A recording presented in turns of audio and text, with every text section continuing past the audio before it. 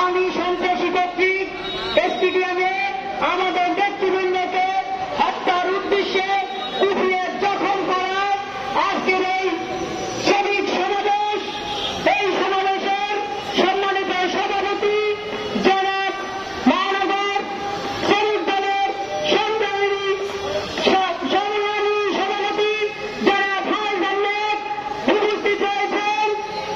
আজকের এই শ্রমিক সমাবেশের প্রধান অতিথি মহানগর বিএনপির সংগ্রামী আহ্বায়ক জনাব মনিরুজ্জামান খান ফারুক উপস্থিত রয়েছেন। মহানগর বিএনপির সংগ্রামী সদস্য সচিব জনাব সিরাজুল শিকদার জিয়া উপস্থিত রয়েছেন। শ্রমিক দল মহানগরের সাধারণ সম্পাদক জনাব শহীদুল ইসলাম উপস্থিত রয়েছেন। জেলা শ্রমিক দলের সাধারণ সম্পাদক সাইফুল ইসলাম সহ শ্রমিক ভারপ্রাপ্ত সভাপতি শ্রমিক দল জেলার আব্দুল হক ফরাজি সহ শ্রমিক দলের বিভিন্ন পর্যায়ে নেতৃবৃন্দ সহ অন্যান্য নেতৃবৃন্দ এবং সাংবাদিক ভাইরা সকলকে জানাচ্ছি সংগ্রামী শুভেচ্ছা ও বিপ্লবী অভিনন্দন। প্রিয় নেতৃবৃন্দ, আমাদের দেশ স্বাধীন হয়েছে কিন্তু স্বাধীন হয় নাই। এখনো এই স্বৈরাচার হাসিনার দোসররা আমাদের নেতৃবৃন্দের উপর হামলা করে। কোন সাহসে তারা আমাদের নেতৃবৃন্দের উপর হামলা করে আমরা জানতে চাই।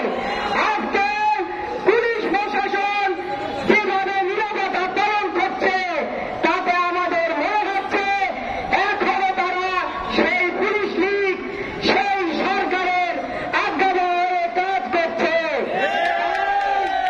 বলতে চাই, আমাদের যে নেতৃবৃন্দের উপর হামলা হয়েছে তাদেরকে অনতিবিলম্বে আইনের আশ্রয়ে নিয়ে তাদের বিচার না করলে আমরা আগামীতে কঠোর থেকে কঠোর আন্দোলন করব। আমাদেরকে দোষ দিতে পারবেন না। আজকে আমাদের ভাইদের হাত কেটে নেওয়া হচ্ছে, বিভিন্ন জায়গায় তাদেরকে আহত করা হচ্ছে, কারণ আমরা কিছু বলি না। আমাদের দেশ নায়ক তারেক রহমানের নির্দেশনা আমরা কোনো কিছু কোনো জায়গায় এইসব খুন ঠকনে আমরা বিএনপি স্বীকার করে না, বিএনপি বিশ্বাস করে না।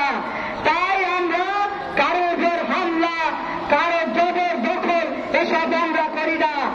আজ যারা আপনারা এই বাসস্থান বিভিন্ন জায়গা দখল করবেন, আগামীতে সেই বিচারও এই বাংলার মাটিতে হবে। তাই বলতে চাই, ওই আওয়ামী লীগ দোষকদের উদ্দেশ্যে সাবধান। আমরা ভয়ঙ্কর হলে আপনাদের কোনো অস্তিত্ব থাকবে না।